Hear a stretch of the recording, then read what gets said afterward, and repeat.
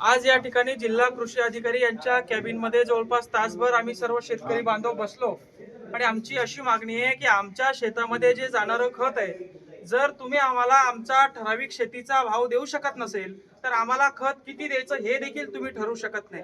छत्रपती संभाजीनगरवर जो ऑनलाईन प्रक्रियेचा खत वाटणीचा जो प्रयोग तुम्ही राबवत आहात, तो प्रयोग म्हणून तुम्ही राबवत आहात, तो सक्सेस झाला तर पूर्ण देशामध्ये तुम्ही तो राबवणार आहात, पण तो जर फेल झाला तर याची जबाबदारी कोण घेणार आहे? आज 2-2 एकर शेती असणाऱ्या मिश्र खत शेतकऱ्याला तुम्ही फक्त 2-2 बॅगा देतात।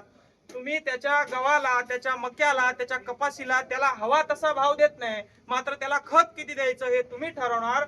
या निर्णयाच्या विरोधात आज सर्व शेतकरी बांधवांना सन्माननीय जिल्हा कृषी अधिकाऱ्यांना निवेदन दिलेलं आहे आणि अल्टिमेटम दिलेलं आहे। पुढच्या 48 तासामध्ये हा काळा निर्णय रद्द केला नाही, आमच्या छत्रपती संभाजी जिल्ह्यातील शेतकऱ्यावर होणारा हा प्रयोग बंद केला नाही तर 2 दिवसानंतर विभागीय आयुक्त कार्यालयासमोर तीव्र स्वरूपाचं आंदोलन करण्यात येईल आणि या काळ्या कायद्याविरोधात, या प्रयोगाविरोधात मोठ्या संख्येनं शेतकरी बांधवांना सोबत घेऊन आवाज उचलण्यात येईल असं निवेदन या ठिकाणी आम्ही दिलेलं आहे। शेतकऱ्यांना न्याय मिळालाच पाहिजे, शेतकऱ्यांना न्याय मिळालाच पाहिजे।